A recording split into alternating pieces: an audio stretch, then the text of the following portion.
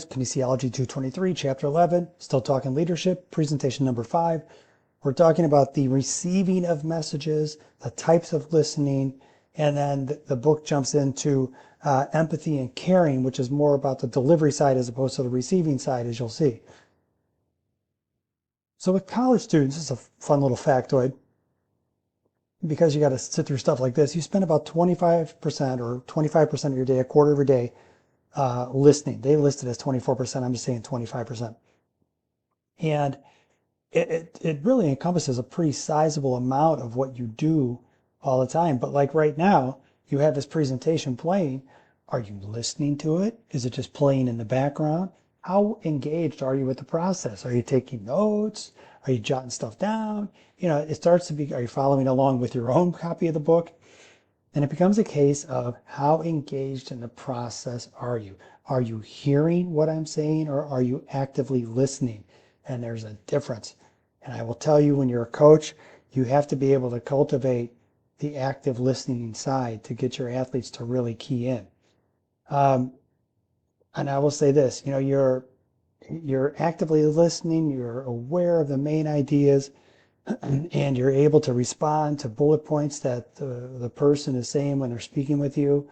You don't have a preloaded answer though. And how many times do you have this where you're talking with somebody and you say something, you're talking about XYZ, 1, 2, 3, and all of a sudden they have a completely different, uncorrelated response to what you just said.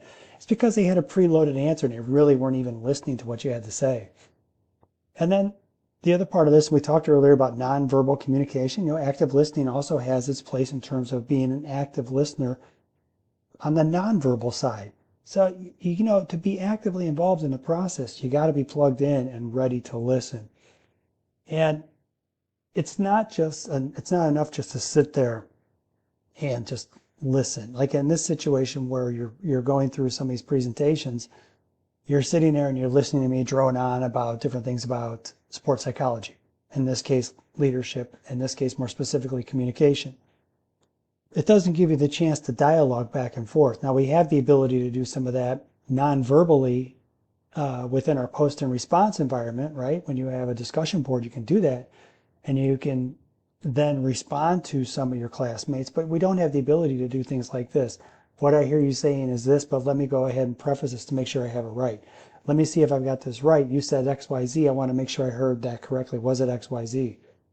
You know, you don't have this ability to dialogue with other people in this type of environment like you would a classroom. And even, you know, on the basketball court or soccer field or even with your coach. So the paraphrasing itself, you know, has its place in active listening because it allows you to take somebody else's concept or whatever they're trying to teach you. You've received it, you've processed it, and then you've spit it back out. In some cases, it doesn't have to be 100% exact as to what the person delivered to you. It's more a matter of you've processed and interpreted what that other person said. And now because you've done so in your own verbiage in your own head, it's easier for you to remember. So it's an active listening skill, right? It really is. It provides you the opportunity to be actively involved in the conversation. For supportive listening, yeah, this is okay. You know, I just kind of put these bullet points out here because I thought they were okay, but I thought they could have done better with supportive listening.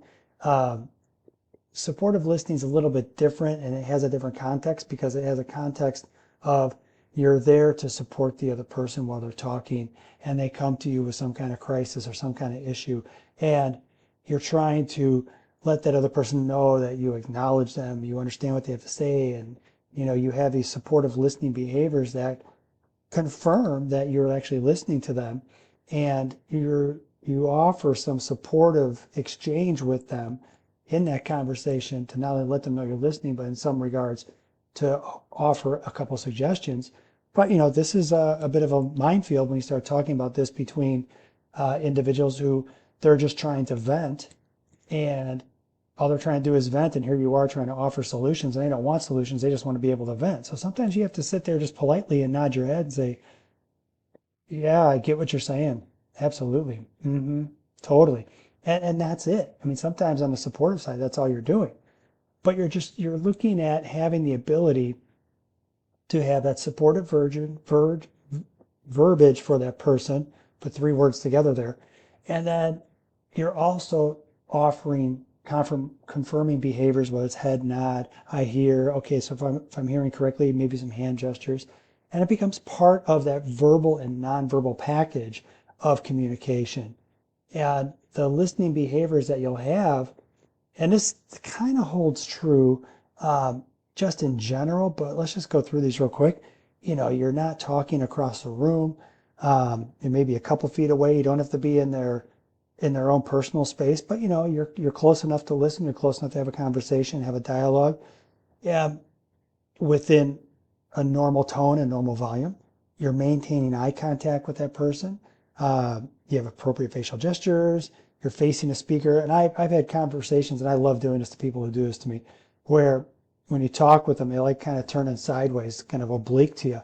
And I love, this is just like my own guilty pleasure, I'm sorry to say, but I love, as they're turning in one direction, I'll just kind of keep turning and facing them and force them to do like a little pirouette. I love doing that, and I don't know where it came from, but I just love it. And they end up doing like a little circle, as I'm forcing them to stay face to face with me. Oh, one of those things I just love in life.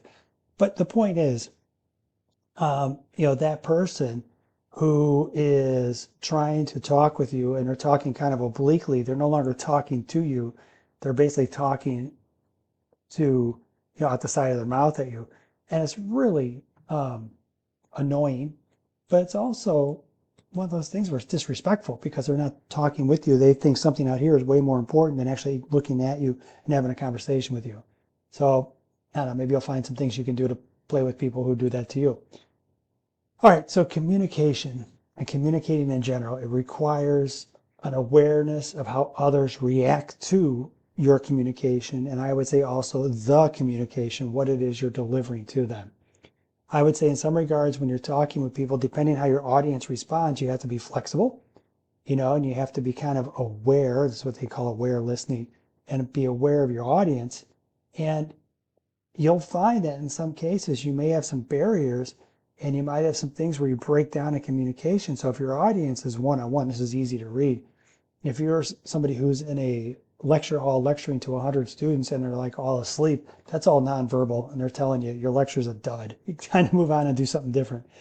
But really what you're looking at here is having just audience awareness, situational awareness, and there's times where you may have to change your delivery to meet your audience. I will also tell you, and they present this from the listening side, you have to have good awareness while you're listening. One, so you have the awareness of understanding how this person is delivering content to you. And then also you have to have awareness of knowing, as an instructor, there are certain things I say and certain things I put emphasis on where you start to pick up like, well, that might be on a quiz somewhere. And it's no different if you're sitting in a lecture hall where your professor is speaking about certain things and they really focus a lot of time and energy. You have to have this kind of situational awareness to understand that that's the moment that that professor is taking the time to really describe a process. And as a result, you might be graded on it somewhere else. So look at this in terms of there's a value proposition in terms of how aware you are on the listening side. And there's also a bit of a value proposition in terms of how aware you are on the presenting side. And if there's a crevasse in between or a separation between those two, you're going to have miscommunication. You're going to have barriers in place, and you're going to have a breakdown in communication. The closer you can get those two together, the better off all parties are. Okay, so empathy and caring. It sends the message that you're actually an active listener in the conversation. It's the ability of a person to perceive, recognize, and understand the feelings, behaviors, and intentions and attitudes of others. 100%, I agree with that. And what they found in this study is that athletes are more capable than their coaches in inferring the feelings of closeness when they're talking about athletes to athletes. And I thought that was kind of interesting that there's a bit of a disconnect between the athletes and the coach, whereas because the athletes are all kind of on the same plane, they have a better ability to show more empathy towards one another, whereas the coaches don't have that same ability. And when they looked at the coaches, they observed this, that individual sport coaches were more accurate in predicting athlete feelings about the relationship, then we're team sport coaches. And this makes sense in terms of with an athlete type of an individual sport, and you're working with an individual athlete, you end up having this very tight relationship working one-on-one. When you're talking about team sports, it ends up being a case where almost like you're teaching or coaching to the mean, and you pick up on the average of the team, where you just are not as attuned to what's going on with an individual person with a team. But that's where you have to be able to break down those barriers and talk with some of your athletes one-on-one and say, how you doing today? What's going on? Even just asking them, how's your day going? How's your studies going? How's school going? That breaks down a barrier. I mean, it literally immediately takes down a barrier of communication. So you really look at this in terms of sympathy and empathy, and there's a difference there. And I would urge you to kind of look up the differences between those, but really with empathy, you're trying to put yourself in the other person's shoes. You're trying to find a relatability to the person to help them understand their feelings. With sympathy, that's a little bit more of like just listening only type of driver. And it's very much like if you have a person who has a loved one pass away and you're offering sympathy to them in that moment of crisis. There's a difference between those two. So the 4 ways to improve empathy. You're looking at gathering some information. You want to get rid of biases in the process, maintain some appropriate levels of empathy, and be reflective. And it's kind of situational. It's time and place. But the information about the athlete or the sport, in terms of they're talking to us in terms of, I'm talking about the athlete and the sport. And when you talk about them having a challenge within the context of the sport, I will tell you that as a coach, you're going to have a team of athletes who are all individuals who are all going to have different family constraints, work constraints, life constraints, significant other constraints, different class issues. And so as a result, when you are working with your different athletes, the more you can know about each person, the better. So you're trying to gather this information on the front end, and many times they might be struggling in a particular sport on that day, and it has more to do with what's going on with the homework or something at home, etc. So, you try to get as much information as possible within reason to help your athletes. With avoiding biases, you might go in with particular stereotypes and be in a position where, and I don't think there are many coaches who are like this anymore. I mean, we have such a diverse population when it comes to athletes that it's almost an impossibility to be like a bigot, racist type person, but that still exists. And I will tell you, you'll be able to pick out coaches who have those biases rather quickly. As I mentioned in another presentation, we all have some degree of some type of bias based on how we were raised and maybe our environment, etc. But if you've done the work and you've done the heavy lifting, you can either reduce or remove those biases to be more open and engaging with your athletes and allow the opportunity for heightened communication to allow for empathy for your athletes. And it has to be appropriate, right? You can't smother them with empathy, but you have to make sure that you're being genuine in this process and you're not overlaying your own thoughts and feelings into what might be a scenario. Oh my God, I know exactly how you feel. I just, this past year had somebody in my family who they also contracted or were found to have a certain type of cancer. There's a point where this person is coming to you in their moment of need, and here you are, you're taking that moment of need away by overlaying your own situational or your own situation. You're not really being empathetic, you're kind of being selfish.